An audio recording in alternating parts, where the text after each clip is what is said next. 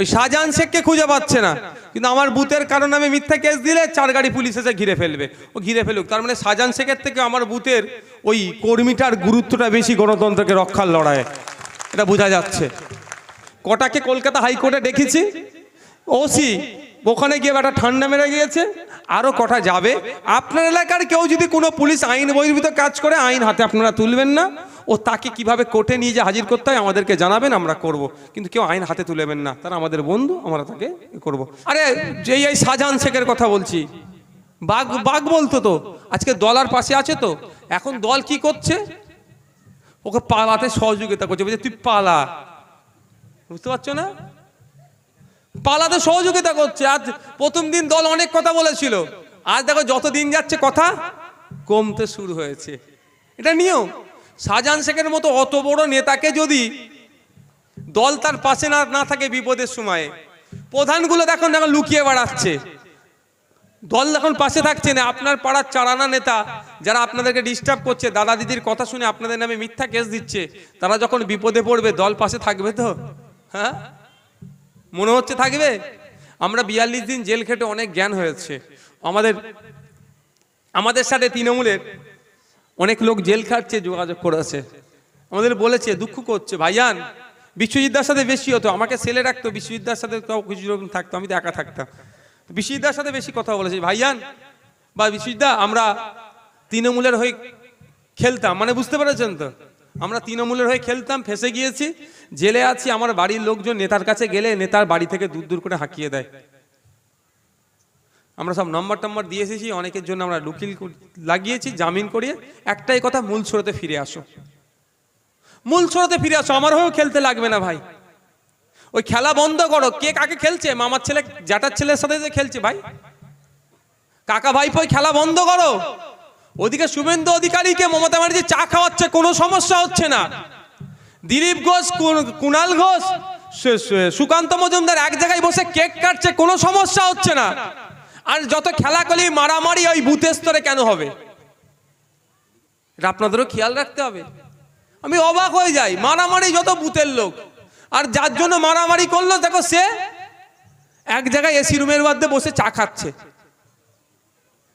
তারা যদি এক জায়গায় এসি রুমে বসে চা খেতে পারে, আপনারা পারবেন না? আমি আইএসএফ এর যারা আছে তাদের বলবো, এই সমাজ ব্যবস্থা আপনাদেরকে দায়িত্ব নিতে হবে। লোকালে যারা তৃণমূল করে, বিজেপি করে, সিপিএম করে, আইএসএফ করে, কারো দেখার দরকার নেই। যে কোনো নেতা হবে, সৌজন্যতার রাজনীতি আপনারা করুন, তাদেরকে চায়ের অফার করুন, ওরা যদি এসিতে খেতে পারে আপনারা নন এসিতে চা খাবেন। এটা আমি আইএসএফ এর ছেলেদের উদ্দেশ্যে বলে যাচ্ছি। ভয় পাবেন না, মিথ্যা কেস দিলে ভয় পাবেন না, এটা মাথায় রাখবেন। পার্টিটার নাম আইএসএফ, পার্টিটা হচ্ছে ওয়ার্কার বেসিস পার্টি, মানে একদম গ্রাসরুট লেভেল থেকে আমরা আমাদের কাছে থাকি। আমরা নেতা হতে যেতে পারি, রাজ্যের নেতা, কিন্তু আমাদেরকে বুথে নেভে কাজ করতে হয়, এটা মাথায় রাখবেন। এটা আইএসএফ পার্টি, ভয় পাবেন না। আপনাদের বলে যাই একটা কথা, ধরুন না আপনাদের নামে মিথ্যা কেস হয়েছে, পুলিশ এসে অ্যারেস্ট করেছে, পুলিশ বাড়িতে এসে ঘিরে নিয়েছে, যেন একটা ক্রিমিনালকে ঘিরেছে, একটা রাজনৈতিক নেতাকে যেভাবে পুলিশ ট্রিট করে যেন মনে হয় ক্রিমিনাল। তো ব্যাপারটা হচ্ছে, পুলিশ এসে ঘিরে নিতে পারে, কিচ্ছু চাপ নেবেন না, এটা ঠান্ডা কাল। পুলিশের যিনি দায়িত্বে থাকবেন, লিড করে একটা অফিসার, বলবেন স্যার একটু দাঁড়ান, আমি বাড়ি থেকে একটু কম্বলটা নিই। আপনাদের বলে রাখি, জেলের কম্বলে বেশি ঠান্ডা কাটবে না, পাতলা কম্বল, ঠিক আছে? দুটো দেবে, একটা গায়ে দেবে, একটা বিছানো, আর তলায় তো ঠান্ডা উঠতে পারে, একটু মোটা কম্বল নিয়ে নেবেন, নিয়ে বলুন সাহেব চলুন। যাওয়ার সময় বাড়ির লোককে বলে দেবেন, আমাদের যারা নেতৃত্বরা আছে আধার কার্ড বা ভোটার কার্ডের জেরক্সটা যেন পাঠিয়ে দেয়। এটা পারবেন তো? বলে মা, মানে বাড়ির যে থাকবে বলে দেবেন আধার কার্ড বা ভোটার কার্ডের জেরক্সটা যারা নেতৃত্ব আছে ওদেরকে পৌঁছে দেবেন। আমি দায়িত্ব নিয়ে বলছি। আপনাদের বসিরহাট কোর্ট, বসিরহাট কোর্টে আপনাদেরকে নিয়ে যাওয়ার আগে আইএসএফ আপনার জন্য লয়ার বসিরহাট কোর্টে রেডি করে দেবে। আপনি যাওয়ার আগে বসিরহাট কোর্টে লয়ার আপনাকে জামিনের জন্য প্রস্তুত নিয়ে নেবে, আপনাকে জামিন করাবো। ধরে নিলাম বসিরহাট কোর্টে জামিন হলো না, কোথায় যেতে হবে? বারাসাত কোর্টে। ধরে নিলাম ওখানেও জামিন হলো না, কোথায় যেতে হবে? হাইকোর্টে গিয়ে জামিন করাবো। আমি ধরে নিলাম হাইকোর্টেও জামিন হলো না, আমি বোঝানোর জন্য বলছি, আমার ভাইরা অ্যান্টি সোশ্যাল নয়, অসামাজিক নয়, দেশ বিরোধী কাজ করব না। আমরা দেশকে গঠনের জন্য এসেছি, আমরা কি দেশ বিরোধী কাজ করব? বুকে তো বল আছে, ভরসা আছে। ধরে নিচ্ছি তারপরেও মিথ্যা এমন কেস দিয়েছে, সুপ্রিম কোর্টে যেতে হবে। আমি আপনাদের বলছি, আপনারা নিশ্চিন্তে থাকবেন। আমার ভাই আমাদের কর্মীর জন্য আমরা আইএসএফ সুপ্রিম কোর্টে যেতে প্রস্তুত আছি। সুপ্রিম কোর্টে গিয়ে জামিন করিয়ে মালা পরিয়ে ভাইকে আমি বাড়িতে পৌঁছাবো আমরা। তারপরে কি করব? কেস তো চালাবো, ছেড়ে দেবো নাকি?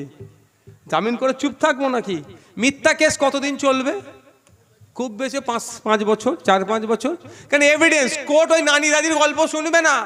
ওই অভিষেক বাবু যে বলেছিল সুপ্রিম কোর্টে ওই অমিতা সিনহা আমার না কেস দেখে, আইনের চর খেয়ে মুখ ফুলিয়ে চলে এসছে।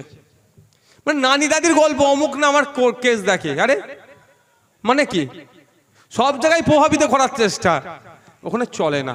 নানি দাদির গল্প চলে না। আমাকেও যখন অ্যারেস্ট করেছিল কোর্টকে তিন মানে শাসকের যারা পিপি ছিল অনেক কথা বলেছিল আমার সম্পর্কে, বলেছে নাকি আমি পুলিশকে মারতে বলেছি। বলে কি প্রুফ আছে দেখাও। আর যে ভিডিওটা চালিয়েছে সেখানে আমি আমার বলছি পুলিশ আমাদের বন্ধু, ওদের সহযোগিতা করবে। আমি শুনলাম পরে, আমি তো তখন জেলে ছিলাম। এক অ্যাডভোকেট বলছে ভাইজান ওরা ভিডিও দিয়েছিল যে পুলিশকে মারার জন্য নওশাদ সিদ্দিকী বলছে, আর সেই ভিডিওটা যেটা বাসছে সেটা নাকি আমি আবার নাকি ওখানে বলছি পুলিশ আমাদের বন্ধু, ওদের সহযোগিতা করবে। আর বাস্তব পুলিশ আমাদের বন্ধু। এটা কোন থানা? বাদুরিয়া থানাতে 20টা পুলিশ নাই, খোঁজ নিয়ে দেখুন 20টা পুলিশ নাই। বাদুরিয়াতে 4 লক্ষ মানুষ কম করে রাত্রে ওই 20টা পুলিশের উপরে ভরসা করে কিন্তু নিশ্চিন্তে আমরা ঘুমাই। তাহলে ওরা আমাদের বন্ধু। তো যদি আমাদের শত্রু হতো আমরা ঘুমাতে পারতাম? আমাদের বন্ধু। হ্যাঁ, বন্ধু সেজে যারা শত্রুতা করছে, যারা আইন ভঙ্গ করছে, তাদের বিরুদ্ধে আমাদের লড়াই জারি আছে। আপনার এলাকার কেউ যদি কোনো পুলিশ আইন বহির্ভূত কাজ করে, আইন হাতে আপনারা তুলবেন না। ও তাকে কিভাবে কোর্টে নিয়ে যে হাজির করতে হয় আমাদেরকে জানাবেন, আমরা করব। কিন্তু কেউ আইন হাতে তুলবেন না, তারা আমাদের বন্ধু, আমরা তাকে করব। যেটা বলছিলাম 2 বছর 4 বছর পরে কেস কি হবে? আমার ভাইকে পুরো আমি খালাস করিয়ে নেব, অর্থাৎ পুরো মুক্ত। তারপরে কি ছেড়ে দেবো?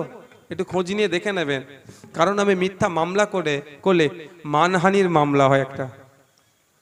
ঠিক আছে? আমার ভাইকে তুলে জেলে নিয়ে গেছিলে, আমার ভাইকে ডিস্টার্ব করিয়েছে, ছুটিয়েছো, আমি ছেড়ে দেবো?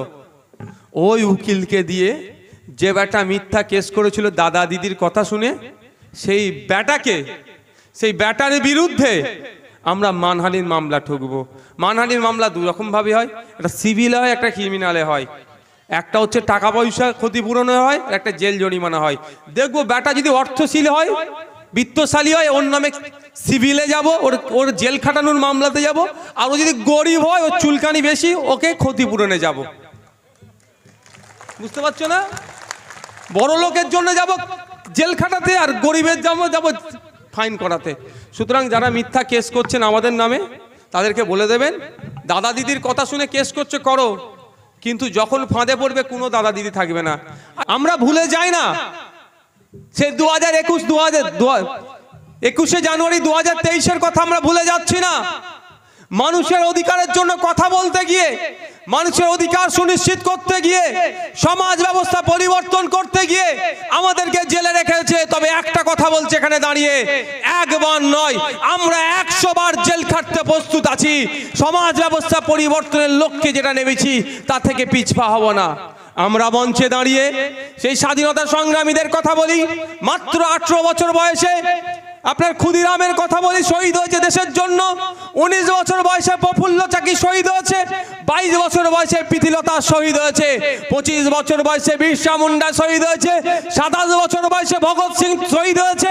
এমন করে 30-এর কোটা পার হয়নি, আপনার আশফাকুল্লাহর মতো লাখো লাখো যোদ্ধারা দেশের জন্য শহীদ হয়েছে।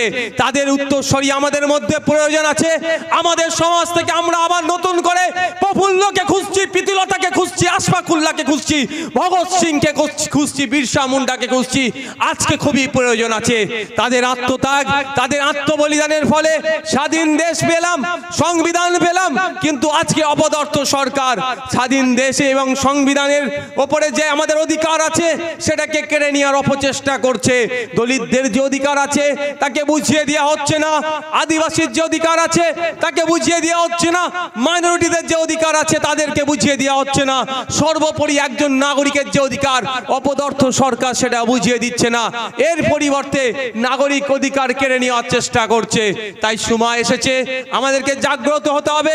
আমাদের মধ্যে থেকে নতুন করে প্রফুল্লকে আমরা দেখতে চাই, শহীদ ক্ষুদিরামের মতো দেখতে চাই, আশফাকুল্লাহর মতো দেখতে চাই।